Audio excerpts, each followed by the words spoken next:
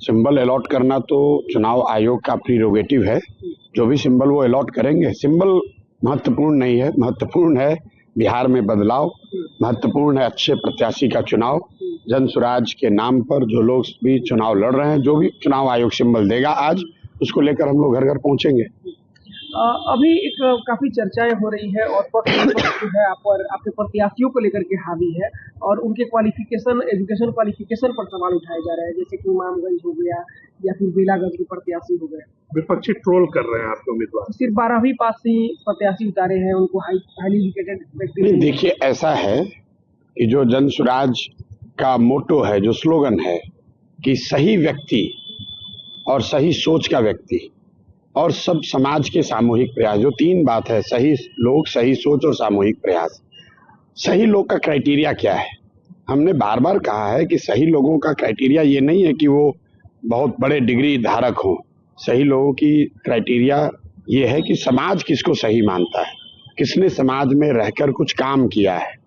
अगर जो लोग ये कह रहे हैं इस परिप्रेक्ष्य में कि मैंने तेजस्वी जी के 9वां पास नहीं होने की बात उठाई है, तो मैं बार बार कहता रहा हूं कि सवाल ये नहीं है, प्रश्न ये नहीं कि वो 9th पास नहीं है, क्योंकि कई बार परिस्थितिवश आपकी जो पारिवारिक, सामाजिक, आर्थिक स्थिति है उसकी वजह से आपको संभव है कि आपके पास कोई बड़ी डिग्री न हो, लेकिन इसका मतलब ये नहीं है कि आपने समाज में कुछ काम न किया हो। दूसरी बात कि तेजस्वी जी जैसे उनके माँ बाप मुख्यमंत्री रहे हैं, जिनके माँ बाप मुख्यमंत्री हैं, मुख्यमंत्री के बेटे होने के बावजूद अगर आप 9वीं क्लास पास नहीं करते हैं तो आपकी योग्यता से बढ़कर ये इस बात को दिखाता है कि शिक्षा को लेकर आपका नजरिया क्या है, शिक्षा को लेकर आपकी सोच क्या है।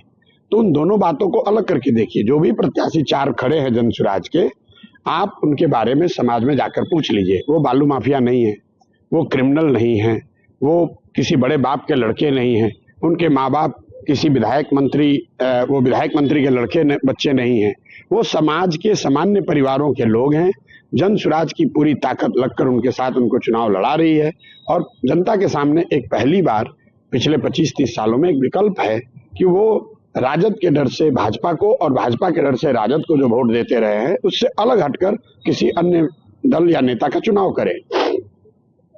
एक और अंतिम सवाल ये रहेगा कि अभी बिहार में काफी चर्चा चल रही है पप्पू यादव और लॉरेंस बिश्नोई के जो कंट्रोवर्सी हो रहे हैं। पप्पू यादव के द्वारा उनको खत्म करने की बात कही थी, फिर लॉरेंस बिश्नोई गैंग के द्वारा धमकी दी जा रही है। देखिए, ये लोग जिस तरह की राजनीति करते हैं, अब उनका अपना मामला है। पप्पू जी ने क्या कहा, किसको किसने धमकी दी नहीं दी, मुझे ना उसकी कोई जानकारी है, ना मैं उस पर कोई टीका टिप्पणी करना चाहता हूँ।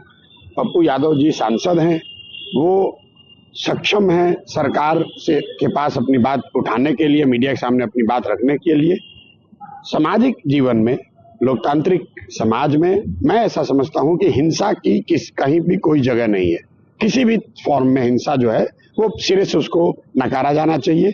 बाकी पप्पू जी स्वयं सक्षम है, मैं परिप्रेक्ष्य न जानता हूं, न मैं ये जानता हूं कि पप्पू जी ने क्या कहा है, किसने उनको धमकी दी है। नहीं, शांत किशोर के लिए कोई अग्नि परीक्षा नहीं है। हमारी अग्नि परीक्षा ये है कि अगले 10 वर्ष में बिहार में बदलाव हो, बिहार देश के 10 अग्रणी राज्यों में शामिल हो।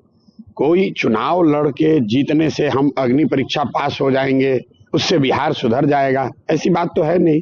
लेकिन जब आप सामाजिक राजनीतिक जीवन में हैं तो कोई भी चुनाव जब है तो वो एक तरह से परीक्षा है। अगर आप क्लास में पढ़ते हैं तो यूनिट टेस्ट की भी उतनी ही वैल्यू है, मिड टर्म का भी उतना ही वैल्यू है, फाइनल टेस्ट का भी उतना ही वैल्यू है। उस नजरिए से हम लोग बहुत ईमानदारी और जितनी ताकत है उस ताकत से हर चुनाव को लड़ते हैं, लड़ने का प्रयास करते हैं। जन स्वराज के परिप्रेक्ष्य में ये पहला चुनाव है। इन इलाकों में पदयात्रा नहीं हुई है, यहाँ कोई जन स्वराज का पहले से संगठन नहीं है। इसके बावजूद आप तरारी में जाकर देखिए, रामगढ़, बेलागंज, इमामगंज में जाकर देखिए, कोई ये नहीं कह सकता है कि जन स्वराज ईमानदारी से, मजबूती से चुनाव नहीं लड़ रहा है। बहुत मजबूती से हम लोग लड़ रहे हैं, जनता के सामने अपनी बात रख रहे हैं।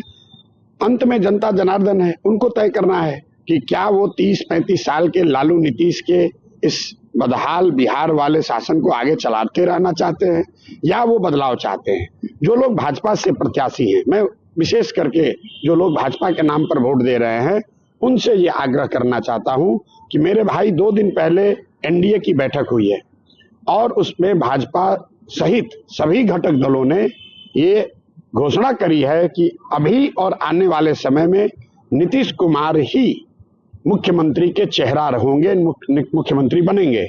तो जो लोग भी भाजपा के नाम पर वोट दे रहे हैं, जाति के नाम पर वोट दे रहे हैं, उनको इस बात का संज्ञान लेना चाहिए कि वोट चाहे भाजपा को दो या किसी दूसरे दल को, वो नीतीश कुमार के खाते में ही जाएगा। तो अगर आप लोग नीतीश कुमार के शासन से खुश हैं, अगर आप बिहार के स्थिति से खुश हैं, तो आप भाजपा को वोट दीजिए।